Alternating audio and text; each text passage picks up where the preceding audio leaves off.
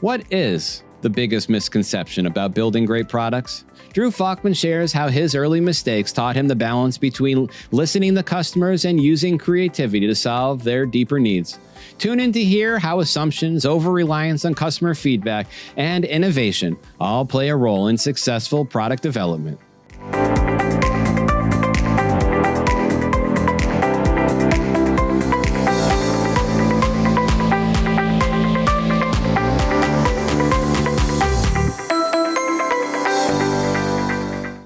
I think when I first was doing this, I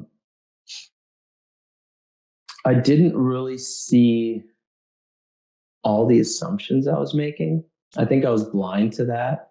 I tended to think of it more as we need to come up with a really, really good idea.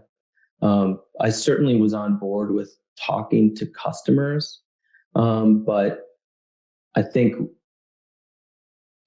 in my earlier product days, I think we made a lot more decisions on a whiteboard about what the app should look like and behave than we did in front of customers, and learning that the hard way, which is by spending a lot of money building it and then having it not succeed in the marketplace. So that was certainly one thing.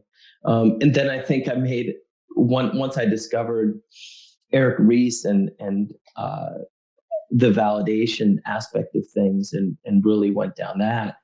I think I went too far that way into listening to the customers too much. I think everyone always attributes Henry Ford to a quote, but it actually wasn't Henry Ford that said it. No one knows who really said it. But they said, if I would have listened to my customers, I would have built a wagon with more horses or something to that extent. Which is to say, sometimes your customers don't know what to ask for. So it's great to listen to your customers, but I think to really innovate, you need to create something based on your customer's need, but not based on what your customers are necessarily asking for. And I've seen that too in the consulting world, working with clients, is sometimes, clients will ask for something, but that's not really what they want. But they want, that people tend to get to the solution quickly. People try to solve the problem.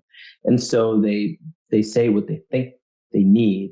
But what you need to listen to is what the need is. And then using your knowledge of technology and